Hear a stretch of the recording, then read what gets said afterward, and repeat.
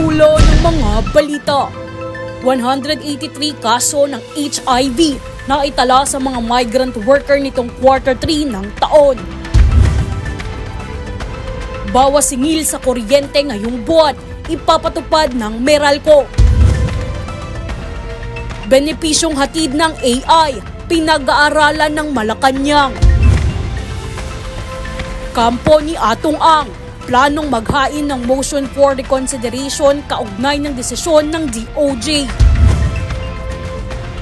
Lifetime validity ID ng permanent PWDs, itinutulak maisabatas.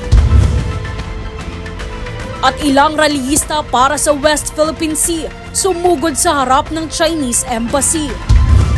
Patas at pantay na balita, komprehensibong ulat para sa pulso ng masa. Ito ang News Force.